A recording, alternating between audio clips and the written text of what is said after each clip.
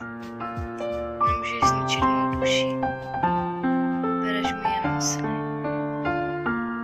Ty jsi víc než přítel. A tohle je víc než láska.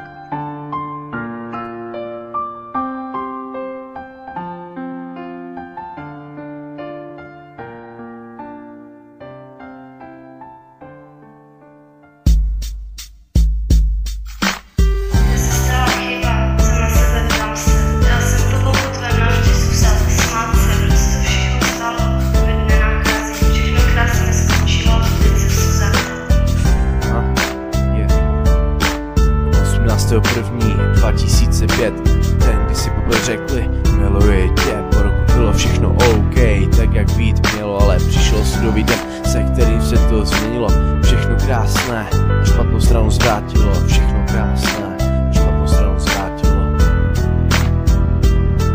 Začala být mu nevěrná, on nechápal proč, nasledovali hádky a bylo to jen horší a horší. Přestal brát její kamarády a s nikým se nebavil, seděl doma, nikam nechodil, byl na dně svých sil. Zlost, která v něm přijímala, mu jasné pokyny dávala. Odvedla tě, odvedí taky, ať pocítí tu bolest. Boj, podlehl zlosti a byl jí nevěrný. Ona mladý živel, chtěla se bavit a užívat si, bohužel jí to zakazoval. Neměl na to nervy, rodiče, kamarádi, všichni ho nesnašili, ale i přesto se milovali, ale i přesto se oba milovali. Nemůžeš zničit mou duši. Bereš mi jenom sny. Ty jsi víc než přítel. A tohle je víc než láska. První kapitola za námi, teď už jen radost a štěstí, ale bohužel ne. Druhá kapitola lhaní, boj nemá peníze a každému lové dluží.